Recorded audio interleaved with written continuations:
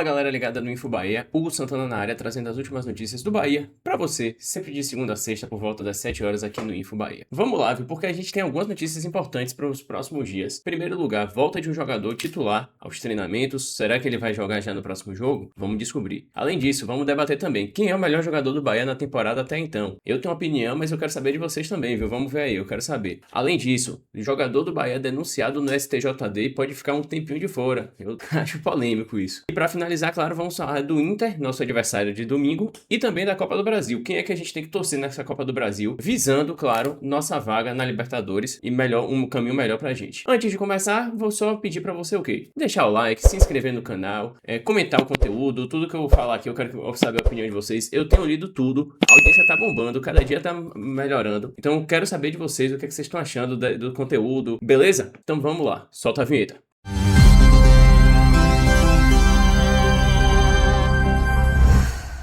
Ok, galera, vamos começar aqui o vídeo do Info de hoje, trazendo só uma notícia legal aqui, porque nosso querido João Leiro, o dono, o CEO do Info Bahia, fez um post aqui legal no Twitter. Sigam ele também para saber mais informações, @leirodoinfo no Twitter.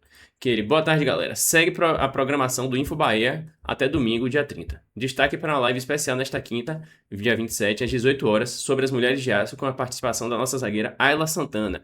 Tá aí aqui. Essa live vai ser muito legal.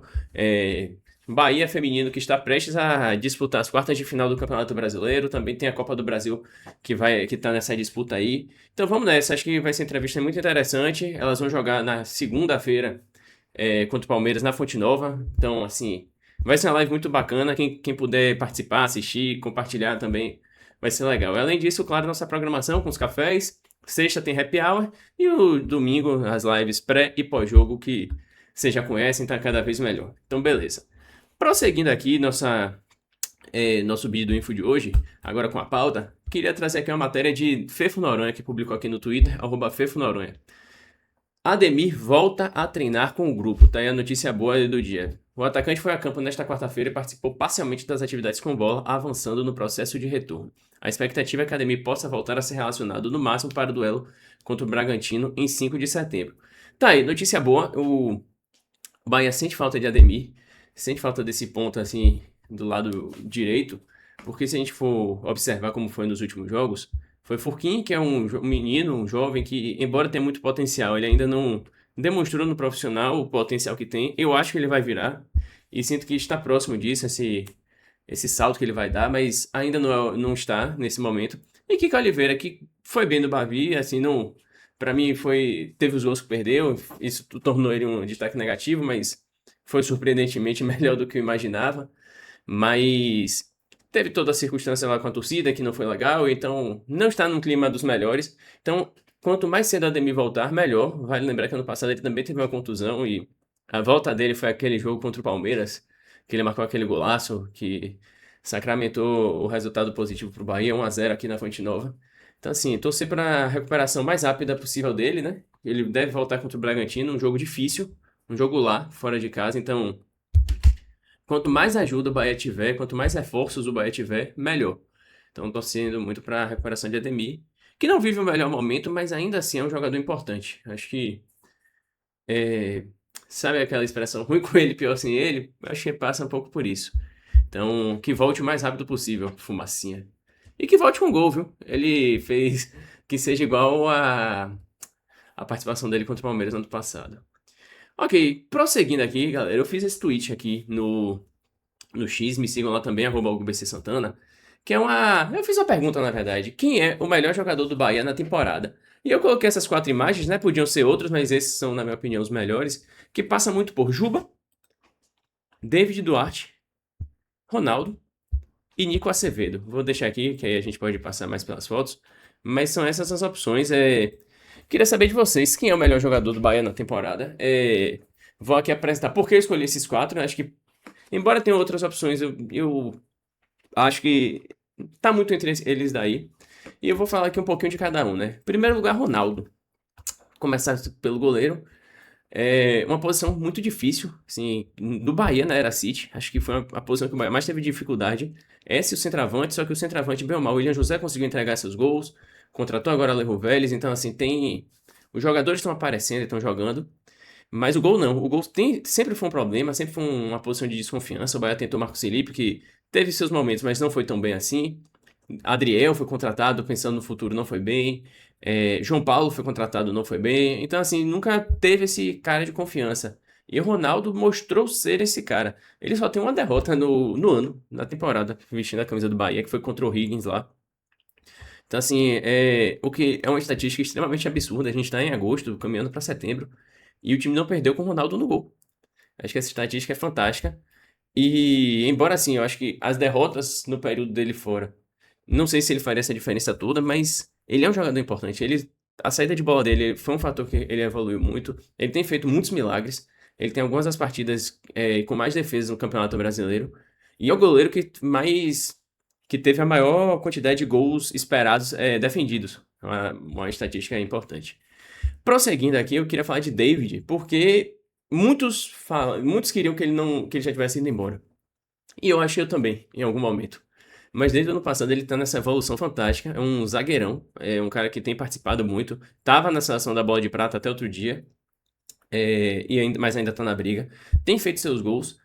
E é uma liderança, sabe? É um jogador que tá liderando, assim, principalmente no jogo aéreo. Lembrando, a defesa do Bahia sempre foi um problema nesse período. Assim, o Bahia, desde que começou, entrou na SAF do Grupo City, teve problemas com a defesa, e eu acho que David Duarte, Ronaldo e o próximo que eu vou falar são símbolos desse momento novo do Bahia. Então, assim, David Duarte merece também uma valorização muito grande, porque tem feito uma temporada fantástica e que continue assim, ele tá voando.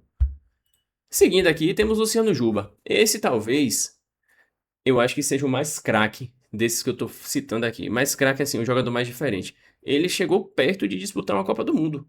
Acho que na história do Bahia não teve um jogador que chegou tão perto assim.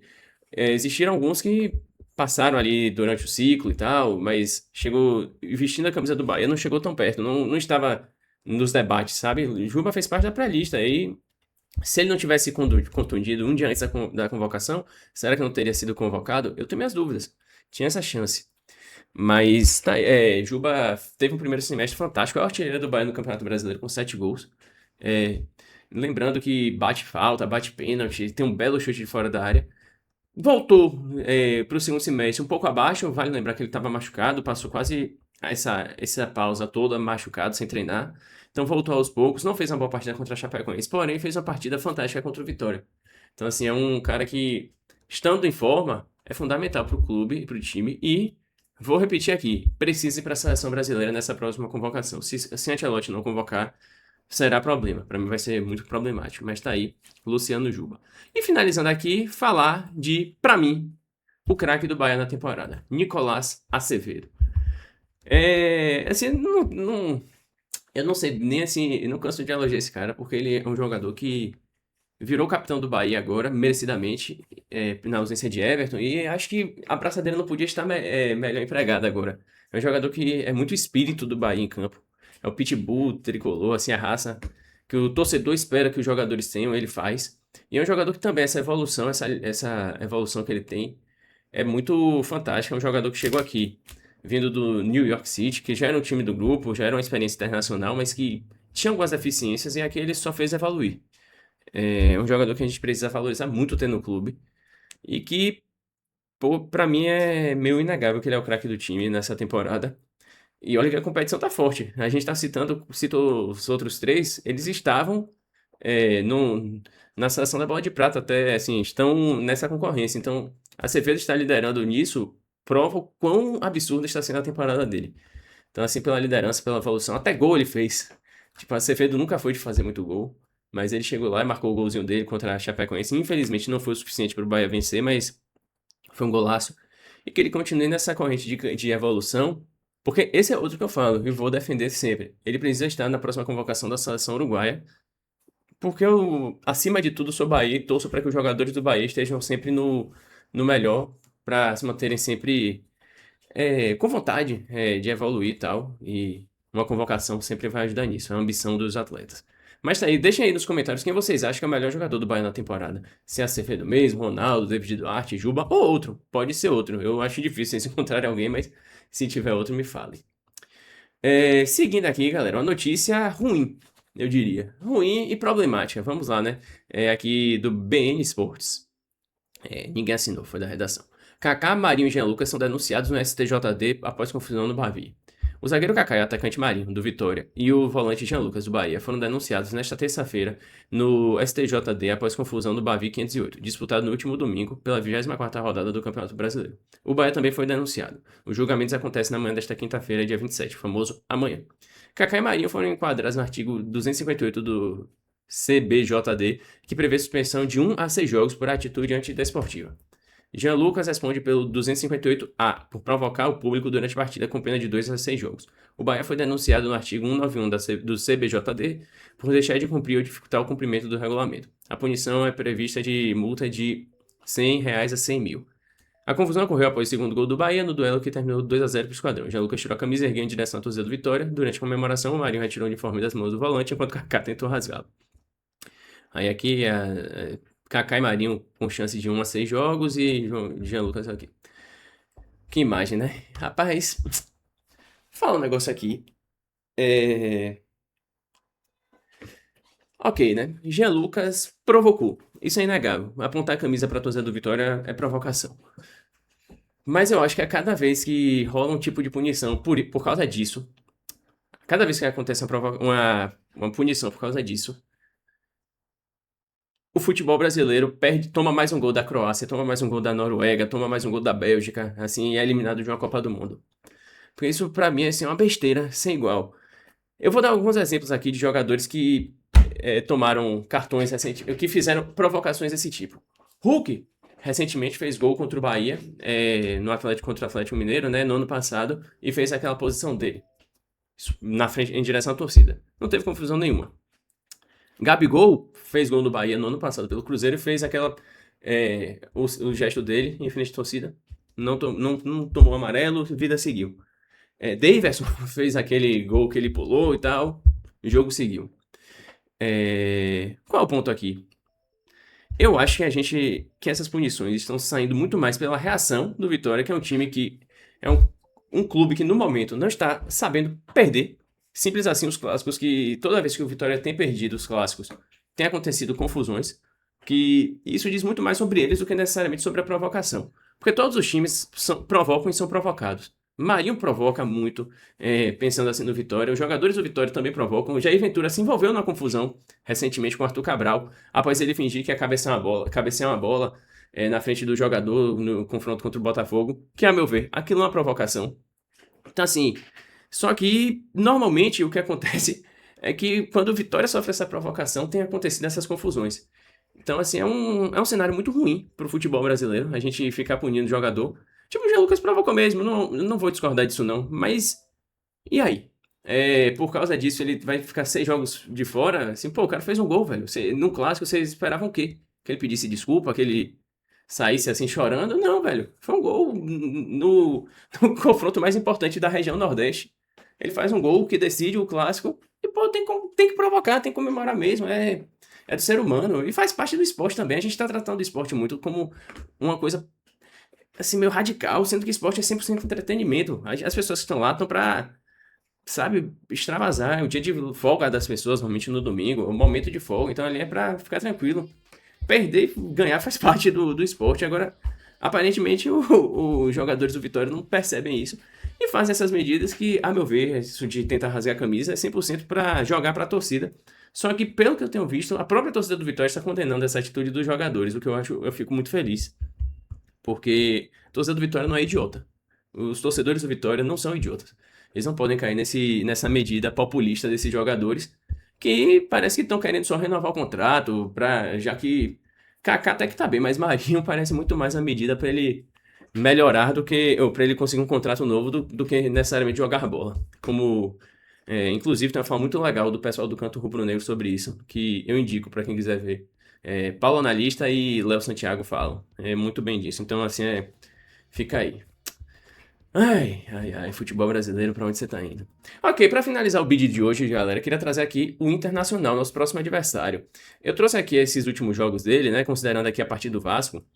Porque esse Inter 4, Vasco 1, no dia 16 de maio, foi a última vitória do Inter no Campeonato Brasileiro. Eles estão sem vencer há muito tempo no Brasileirão. Pegaram vitória em Salvador, tomaram 2. Pegaram Bragantino fora de casa, tomaram 3-1. Cruzeiro em casa, perderam. Atlético Paranaense fora, perderam. Cruzeiro já na volta, né, do Campeonato Brasileiro. Depois, Flamengo empataram. E aqui os jogos pela Copa do Brasil contra o Corinthians, que eles se classificaram. Eles venceram no Beira-Rio. Perderam em São Paulo, mas classificaram. E aí empataram nos últimos 3, contra Palmeiras, Remo e Atlético Mineiro. Queria trazer isso aqui, né, para falar um pouco da fase do Inter, que tá muito mal. Eles, vai lembrar, na quinta, eles vão jogar contra o Grêmio pela Copa do Brasil, um jogo difícil, que eu acho que eles vão dar a vida, porque, querendo ou não, é a chance de título que eles têm, e é um clássico. Perder esse clássico pode dizer muito da situação política do clube, do técnico, dos jogadores, então assim, eles vão fazer de tudo para vencer. E isso pode gerar uma oportunidade boa pro Bahia, né? Porque o jogo seguinte vai ser na quinta e o jogo do Bahia vai ser no domingo. Então assim, eles vão viajar para cá, devem estar com a cabeça quase 100% na Copa do Brasil. Então essa é uma janela que o Bahia vai ter para vencer eles. Tem que vencer, voltar a vencer em Salvador. E ganhando esse jogo, o Bahia vai ter a oportunidade de abrir uma boa vantagem para o restante dos times que estão mais atrás, encostar ali em Cruzeiro, Atlético Paranaense e Fluminense, que tem que ser a meta atual do Bahia. Então tá aí essa janela muito boa pro Bahia, de um time que não ganha desde maio no Brasileiro, pô. São 3 meses, mais de 3 meses sem vencer.